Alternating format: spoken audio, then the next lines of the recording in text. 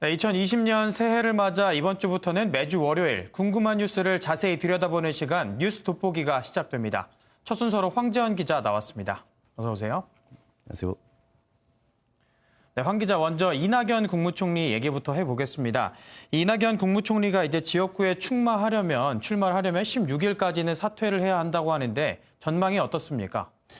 네, 이 총리가 16일까지 사퇴하려면 가장 중요한 변수가 이 정세균 국무총리 후보자에 대한 인사청문회입니다. 내일부터 이틀 동안 열리는데요. 잘 아시다시피 장관과는 달리 총리는 반드시 국회의 임명 동의를 받아야만 대통령이 임명을 할 수 있습니다. 물론 자유한국당이 상당히 반대하고 있습니다.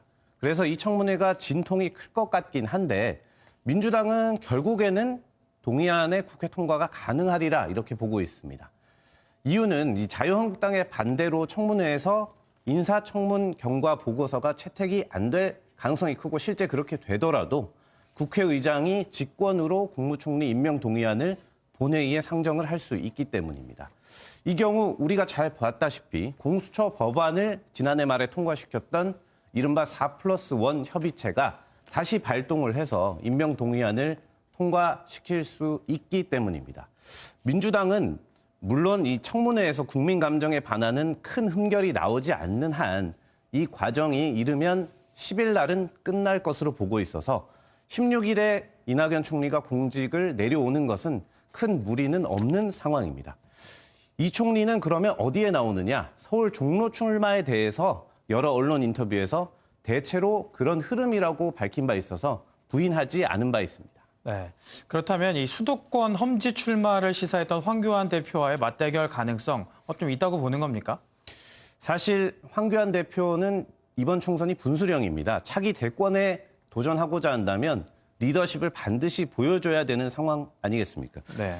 그래서 이런 직책이나 정치적 무게감을 고려할 때 수도권 험지는 당연히 정치 1번지 종로가 아니겠느냐 이런 분석이 우세합니다. 그 경우 이낙연 대 황교안이라는 대선 전초전이 완성이 되는데요. 물론 한국당 내에서는 당 지지율이 아직 높지 않은 상황에서 황 대표가 나왔을 경우 지면 어떻게 하겠느냐 이런 우려가 있기 때문에 험지를 종로가 아닌 다른 곳으로 잡을 수도 있습니다. 이와는 별도로 지금 황 대표는 어떤 통합이라는 이런 명제에 상당히 집중하고 있는 것 같습니다. 한국당 측 이야기를 들어보겠습니다. 보수 통합 되지 않겠습니까? 둘이 하나가 되고 셋이 하나가 되고 여럿이 하나가 되는 그런 통합이 되지 않겠습니까? 여기서 둘, 셋 얘기를 하는 걸로 봐서는 이 우리공화당 그리고 무소속 이현주 의원 심지어는 이 유승민 의원이 창당한 이 새로운 보수당까지 한국당이 접촉해서 이 보수의 통합을 모색해보라는 지시를 좀 황 대표가 내린 게 아니냐 이런 분석이 나오고 있습니다. 네. 그리고 그 통합의 대상에는 안철수 전 국민의당 대표도 있지 않겠습니까? 사실 안 전 대표가 국내 복귀를 시사를 했는데 이 안 전 대표의 움직임 어떻습니까? 네, 안 전 대표가 한 언론과의 인터뷰를 했습니다. 그 인터뷰를 좀 보면 현재 연구 활동들을 마무리하고 있고 조만간 귀국하겠다라고 밝혔습니다. 때문에 좀 설 전후 정도가 될 것으로 좀 전망이 나오고 있고요. 같은 인터뷰에서 안 전 대표는 보수 통합에 대해서는 독자 노선을 좀 걸을 뜻을 밝혔습니다. 뭐라고 얘기했냐면 자유한국당과 유승민 의원 측이 직간접적으로 자신에게 접촉을 시도했지만 지금은 야권은 통합보다는 혁신이 중요하다고 밝혔습니다. 총선 출마에 대해서는 안 전 대표는 국회의원이 되려고 들어오는 게 아니다라면서 아직은 말을 아꼈습니다.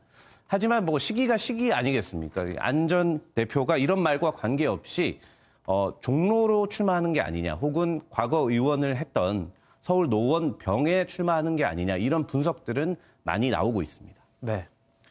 네, 지금까지 총선 100일을 앞두고 빅3의 전망 짚어봤습니다. 황재원 기자였습니다.